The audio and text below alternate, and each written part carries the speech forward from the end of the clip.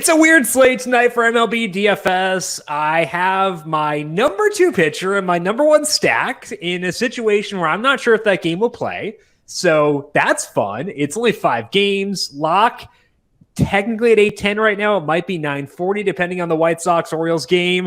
There's a lot of stuff up in the air right now. But, as always, if we are dealing with a weird slate, so is everyone else, which means there is still money to be made for tonight. So let's dive on in and get you set for Thursday's main slate. Welcome on into the FanDuel Fantasy Q&A. That's right here on the FanDuel YouTube, Twitch, Facebook, and Twitter pages. My name is Jim Sanas. I am a senior writer and analyst for numberFire.com, here to answer your questions for the next 25 minutes as we get set for today's weird, strange, abnormal MLB DFS slate. As always, no matter where you're watching today, you can get your questions. And if you're watching on YouTube, put them in the live chat. If you're watching on Twitch, you can ask there. Facebook, same thing. No matter where you're watching, you can send in your questions. We'll answer them live here on air to get you set for Thursday's slate of MLB DFS. And as we look at this slate here, the reason that it's funky to me is not just the fact that it's 5 games. It's kind of like 4.25 games, because as you'll see, if we go to rotogrinders.com and check out the weather section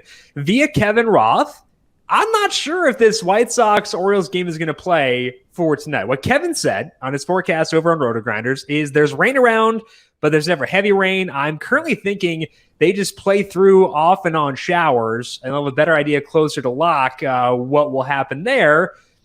That's not the most ringing endorsement of this game actually playing, so a little bit concerned that game plays. That's based on what Kevin says. If you look at what Dark Sky Weather says, which is what we have over at numberFire, it looks really gross. I'll refresh this here one last time so we can get the updated forecast here. You see rain pretty much the entire night. It is not like a downpour, it doesn't seem, but it's enough where I think the odds this game does not play are high. So I'm worried about that game playing. And that's the issue, is like they would be the number 1 stack for tonight. Ooh, wrong day. By a pretty significant margin against Bruce Zimmerman. That's the guy we want to stack against. A lot of barrels against, a lot of balls in play. White Sox obliterate lefties. No brainer top stack on the slate, but I don't know if we'll have it. The good thing is, it's the first game of the slate, which means we'll have up until 8:10 Eastern to decide, will this game play? Will it get postponed? How are they going to play things, et cetera, et cetera. So at least we will know right around lock kind of what the most up-to-date information is on this slate. So if you can be around until 8:10, I think that's optimal for tonight, just because I don't know how things will break. So I would try to, if you can, be around as we get closer towards lock, because that will dictate a lot of stuff as far as how we want to play things here with deciding whether or not this White Sox game will play. Again, trust Kevin Roth, Roto-Grinders, what he says as far as whether that game will play or not. He has a good read on those things. I do not, because I'm not a meteorologist. So check out what he says, trust what he says, and play the slate based on that. Our first question over on YouTube comes from Michael. If the White Sox were to play, who would your favorite hitters be? I like this question, Michael. I'm always happy to think of optimism here, and we'll assume this game does play. The White Sox lineup is not out yet, I believe. One that's fresh, not in there yet. So let's go over to the White Sox here, check out their numbers versus lefties this year. And the guy I've been focusing on the most versus lefties has been Andrew Vaughn. He's been tremendous. And we don't want to look at the WRC+. Way too small of a sample to care about that. But ISO is almost to the stabilization point. You need about 60 or so plate appearances to get there, but he's just crushing it. 441 ISO there, 50% hard hit rate, 46% fly ball rate. It seems like he's going to be one of those guys who is like a consistent positive against lefties for the White Sox. We'll plug in Chris Bassett here. He's my number 1 pitcher. That game has no risk of being rained out. So I can feel good about putting him in there. We'll go to outfield and we'll put in Vaughn. I'm putting the outfield because I know that I'm going to want, Jose Abreu, Yermin Mercedes as well. So we'll put Vaughn. Oops, I forgot to select outfield like a big dumb idiot. Okay, so let's go to outfield here. Put Vaughn there. Once we do that, we got our one guy locked in, probably batting 6th or 7th. That's okay. I don't care too much about that. Should be a high upside guy, regardless of where he's at. Other guys we can turn to here versus lefties. Mercedes, 200 ISO, no strikeouts, 35% fly ball rate. That works. It's not an auto lock situation, though. Jose Abreu, tremendous numbers this year, tremendous numbers last year. If we're going number 2, as far as the guy we want to lock in here for the White Sox, is I'll go to their actual team to make it a little bit easier. We're going to go with Jose Abreu, number 2. Then we have to decide, do we want Yasmani Grandal or do we want Yermin Mercedes as our other catcher / first base within this team? Let's go to the numbers here and decide based on that. Again, Mercedes, 35% fly ball rate. Not a ton of hard contact, but good results so far. Grandal, 55 or 56% fly ball rate, 231 ISO, 40% hard hit rate. Now, it's a small sample for Grandal, so we don't want to just buy in because he's been good against lefties this year. We want to expand the sample. And we want to expand the sample and decide, can we trust what we've seen out of Grandal in this time? If we expand it to include last year too, still really good numbers. So to me, that says we can use Grandal. I feel better about the fly ball numbers from Grandal, the better about the hard hit numbers from Grandal. So I'm going to go with him as the next guy up over Mercedes within this White Sox team. Tim Anderson will be the easy other guy. I should have plugged him in after Abreu, but to me, this is the optimal White Sox stack. If you need to save a little bit more salary, Mercedes does work over Grandal. And if you need to save a lot, you could go over Abreu, but I really want Abreu in there. So to me, this is the optimal stack here for the White Sox. Those are the guys I like most. If that game does play, again, check back later on. Kyle saying the radar looks optimistic in Chicago. That'd be great. I hope it looks better. I hope that we get this game in. So Kyle, Kyle and Mike are sending out good vibes. We're going to try to manifest this game happening in Chicago. So Kyle, Michael, keep the optimism, keep the good vibes rolling. We need everything we can get for tonight. Manuel over on Facebook. I know one day you said you like Roto Grinders play IQ. Do you mind going over that and see what you like in the chart? I didn't think you'll do that, but thanks in advance. So that's behind their premium wall, and I don't want to blow up their spot. So I don't want to give away their information. I'm okay giving away my information. Like the stuff we go through here, the numberFire stuff we use outside of the heat map because it's numberFire stuff. I don't mind taking our stuff and putting that over the air. But Roto Grinder stuff is behind a paywall, and I don't want to blow up their spot. I can recommend it, and I would recommend it. I think you should check it out. If they have a free trial or something like that, I'd check it out for sure. The weather report is free on Roto Grinders. That's for free. The starting lineups page is also free on Roto Grinders. Really fun tool, similar to the numberFire games and lineups page. So it's just another tool you can utilize there. But the Plate IQ is paywalled, and I don't want to put their stuff on blast. So Manuel, I appreciate you asking because again, it's nice to ask about stuff. The research tools we use, it is a tool I use. I just don't want to give out the stuff they work hard on that is not free. I don't want to give it out for free on the air. So that's the reason we're not going through it here, but appreciate you asking and I appreciate you checking back on that. And I would recommend, Manuel, checking it out. It's very much worth it for sure. Diffuse is a game stack of the Cardinals and Diamondbacks a sharp approach once the White Sox knows inevitably get rained out. So I think it's an okay game to stack. I don't think of things in terms of game stacking for baseball because there's no inherent advantage outside of unless it's a crazy good weather situation. It kind of is a crazy good weather situation there with 98 degrees.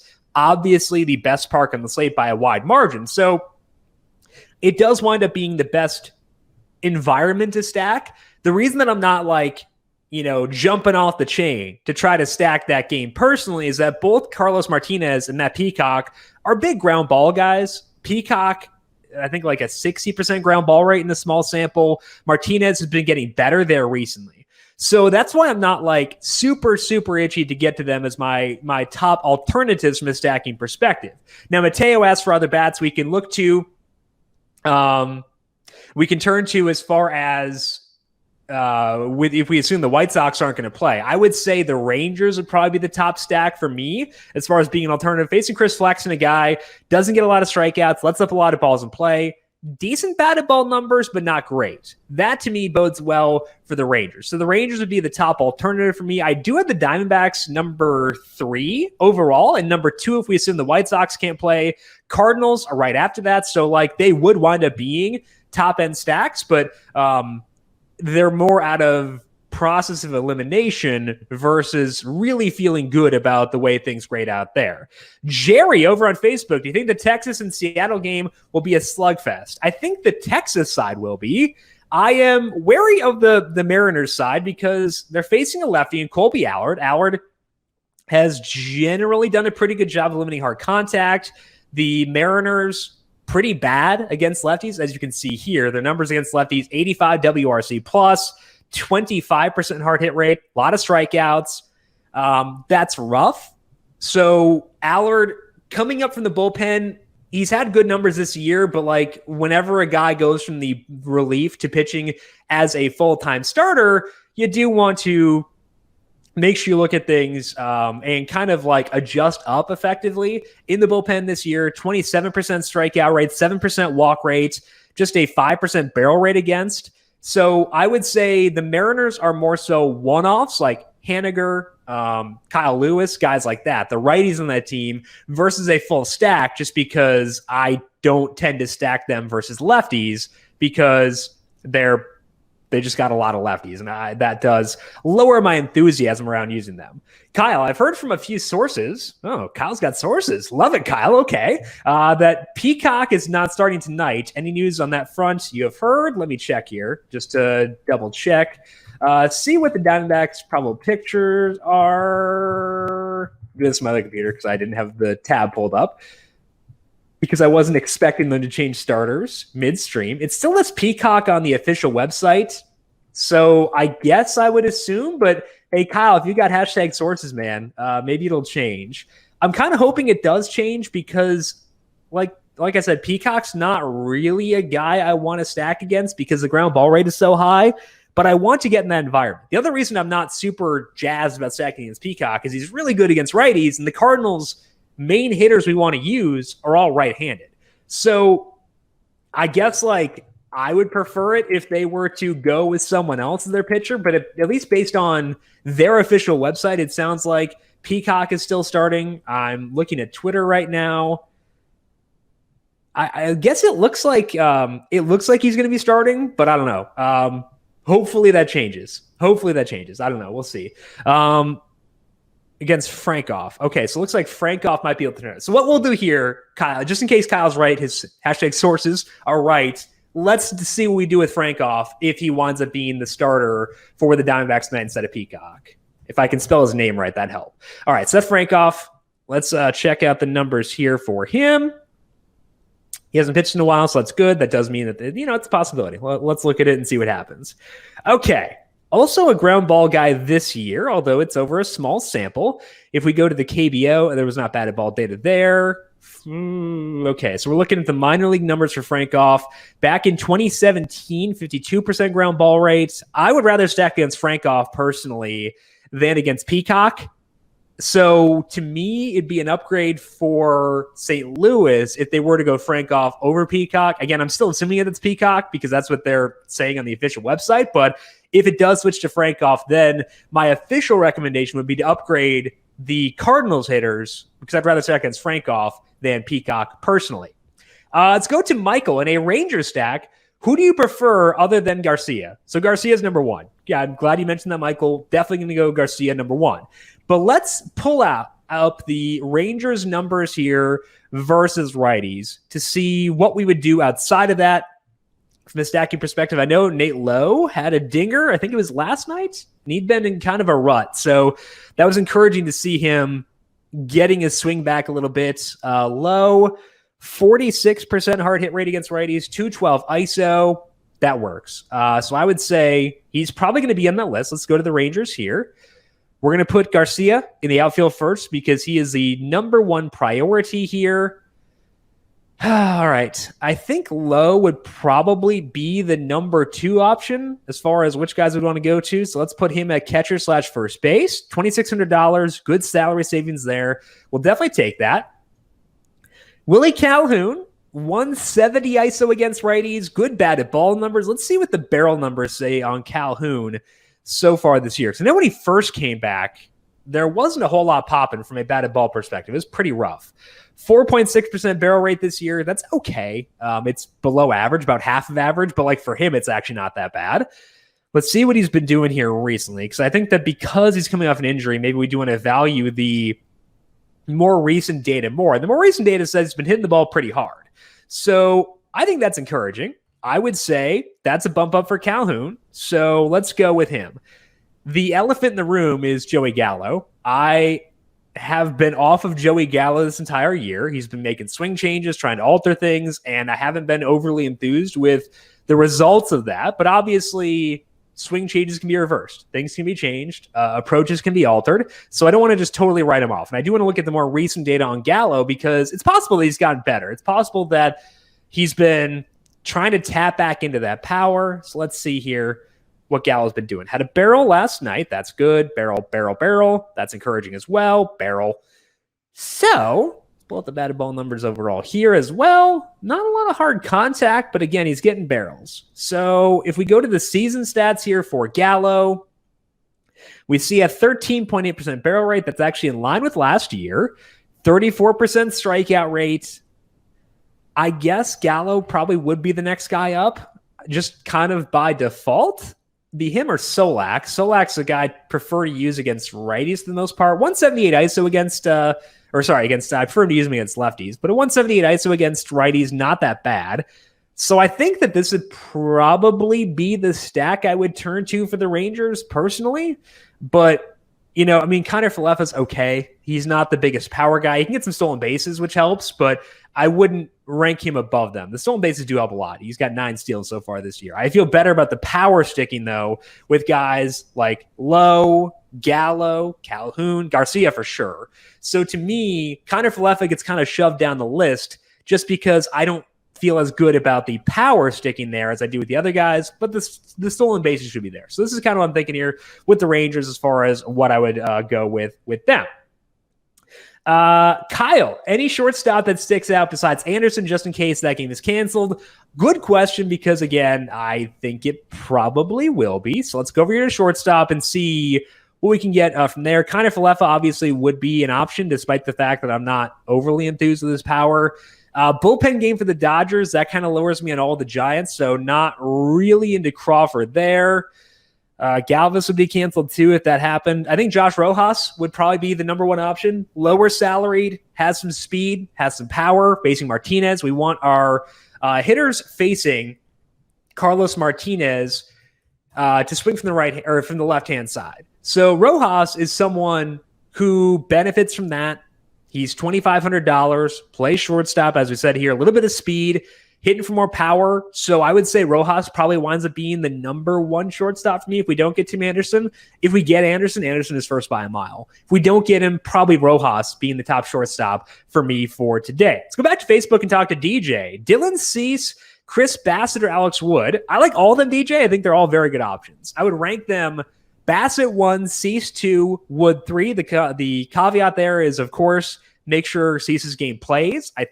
I don't know if it will, honestly, again, because it's still 4 hours until that game starts. So if it plays, he's number 2. But DJ, what I would say is I like all 3 of those guys. I'd feel comfortable using any of those guys. Personally, I think they're all fine. So to me, the answer is yes, I like all 3, but I rank them Bassett 1, Cease 2, Wood number 3. Jerry, what do you think about Ohtani for tonight? So I haven't seen a lot about Ohtani for today. That was kind of what we talked about this morning on the podcast, was try to get a gauge on what people think about Ohtani. Because if he were to go totally overlooked, I would be intrigued.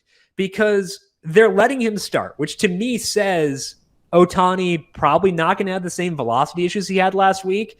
He might, which is why I can't, like, the reason I can't say, yes, I want to go Ohtani is because of the velocity issues. That's really scary. He also doesn't have the biggest pitch count, as you can see here on the more batted ball section. 72 last time out, 88, 84, no more than 92 so far this year, and has not gone more than 88 since he came back from that first initial injury. So the pitch count's low. The velocity was bad last time out. That's why, to me, Ohtani is not a top 3 pitcher for me tonight. The reason I'd be tempted, at least, though, if people were to be totally off him, is that the start before he wore down, he was tremendous against Houston. 39% strikeout rate against a low strikeout team, not a lot of walks. He went 7 innings in that game. So despite the low pitch count, still went 7 innings because he wasn't walking anybody. So if Ohtani is going to go totally under the radar, I'm okay taking minimal swipes in tournaments. Do not go high exposure to Ohtani because it could go horribly tonight and he could score negative points. So don't go overboard, but I think he's worth tournament exposure based on the vibe I'm getting right now. I would also say, though, it's not the worst idea to have a couple of Oakland stacks potentially, because if Ohtani's velocity is low once again, there's a possibility Oakland could do pretty well. I don't usually do that. I don't like to do, just to be different, stack against everyone, hurdy-durdy-dur. But I think that here in this instance, given that we know Ohtani may not be at full health, I think that there is at least some thought to stacking against him. The temperature here is very low, so I'm not going to make it a high priority play. So I would say to me, limited exposure to Ohtani in tournaments as a pitcher, but also limited exposure to the A's in it from a stacking perspective. I think both those options are viable for tonight, given the way things could work out. DJ, stack the Rangers, Diamondbacks, or Giants. I would rank them Rangers 1, Diamondbacks 2, Giants 3. The reason I'm lower on the Giants is the Dodgers have been pretty good in the bullpen games they've had so far this year. They've had 3 bullpen games the past month. They have allowed no more than 3 runs in those 3 games. They were facing worse offenses than the Giants. So the Giants are a good offense, and we are getting a lot of exposure to middle relievers. That's generally a good thing, but they've been good in those situations. So I would be okay being lower on the Giants. I do like the Rangers quite a bit. I think the Diamondbacks are solid. And the reason the Diamondbacks grade out well for me, despite the fact that Martinez, despite the fact that Martinez gets a lot of ground balls, is that his ability to get ground balls goes down against lefties. And the Diamondbacks have a lot of lefties. So to me, Diamondbacks are a really solid number 2 if we don't get the White Sox. So Rangers, Diamondbacks, both good, not as into the Giants. Jerry, by the way, I gave the call on McKenzie yesterday. He did well, freed up some salary for me. Good for you. Glad it worked out for you. If your process led you there, good on you. I'm glad it worked out for you. DJ, did you see the Javi Baez play today? If not, check it out. It was hilarious. Yeah, I was tweeting about it because I was watching that game live. I had the 3 box up because I couldn't watch the Mets game because I'm in Syracuse, so I can't watch that game. But I had the 3 box up, and it's one of those things where your mind is racing the entire time because you're kind of going through the same thought process as Javier Baez. You're like, he's just he's clowning around, running back towards home. Ha ha ha, funny. And it's Contreras is on second base. He might score. And they're like, wait, they can still make that not matter if they tag first before Baez gets there. And then you see Baez running. There's no one covering first base. So he beats the throw there, goes to second base, scores. And I had some Cubs stacks, so that was good. I was happy about that. So it was a delight. Javi Baez, a true delight at all times. If you've not seen the Javier Baez play, which I'm assuming most of you have by now, I would recommend checking it out. Also, watch when he's towards home plate and Contreras slides because Baez signals safe and then runs to first base. Awesome play. I love Javi Baez. I have no idea if he intentionally did all. I think he did because he's a very smart baseball guy, but the signaling safe was a trip for sure. So bringing some delight to our day, watching some baseball during Thursday. Kyle, as of right now, the storm system has already hit Chicago, and chance of rain has moved to 10 p.m., but keeps decreasing. Okay, let's go over here to Dark Sky once again and check out what it says. This doesn't refresh super often, so if it's changed recently, I guess that might be it, but I'm hoping you're right that storm does move away. I would love to stack the White Sox and use Dylan Cease as my number 2 pitcher behind Chris Bassett, but fingers crossed. Again, we're sending the good vibes towards Chicago, keep the rain away, and let's get this game in so we can stack the White Sox against the lefty. Haven't talked a lot about Chris Bassett and why he is my number 1 pitcher for tonight. So let's go to his profile here and look at what he's been doing recently, because Bassett has been getting a lot of strikeouts. The one concern you can have about Bassett is that this is a repeat matchup. He did just face the Angels last time out, but did really well against them. 8 strikeouts over 7 2/3 innings, just 2 runs allowed, 10 strikeouts against Boston, 9 against Tampa Bay, 8, just a ton of strikeouts in this time. And I think that's really interesting. The reason that I'm willing to put more stock into that is he has been making some changes. Pull up the pitch type here for Chris Bassett. You see the sinker usage is actually been increasing a bit recently. The slider usage up a bit too. So that slider's a really good pitch. He doesn't throw it to lefties at all. I think he's thrown it twice to lefties this entire year. So it doesn't matter for Ohtani or Jared Walsh, assuming that Ohtani is hitting today too. But for the righties in there, it's a nasty pitch. So the most relevant sample to me is since Bassett started using that slider more often, when we do that, we see here a 30% strikeout rate, 3% walk rate, and no hard contact against him, 7% barrel rate. So I think Chris Bassett's tremendous. It is a repeat matchup. That's a bummer, but same thing with Alex Wood, who would be my number 2 option if you don't get Dylan Cease. So I think you just kind of hope that he's able to change things up, keep it fresh against the Angels, because it's definitely scary to have a repeat matchup, but I think that Bassett's good enough to overcome that. DJ says that Javi Baez said he did do it intentionally. I'm not shocked. Again, like, you watch him play baseball, you can tell Javier Baez is a really high baseball IQ, really smart baseball player, so I'm not surprised. This signaling home or signaling safe was like, oh, probably should run to first, Javi. But like, again, he's a smart dude. He's a great baseball player, great baseball IQ. So I'm not surprised he did it intentionally. Will Craig is not having a great day. But either way, really fun way to spend my Thursday watching that Javi Baez clip over and over. That is all the time that we have here for today on the FanDuel Fantasy Q&A. Looks like the White Sox lineup just came out. No Tim Anderson. Boo. That's annoying. Oh, well, we have Andrew Vaughn in there at least. So what are you going to do? Check out the White Sox lineup now that it is out. Hopefully that game plays. If you're watching right now, send good vibes, send clear thoughts out to Chicago to make sure the rain goes away. We can get Dylan Cease as number 2 pitcher, the White Sox as the number 1 stack. We're back once again tomorrow, 4 p.m. Eastern, to break down the MLB DFS main slate. It is a better slate.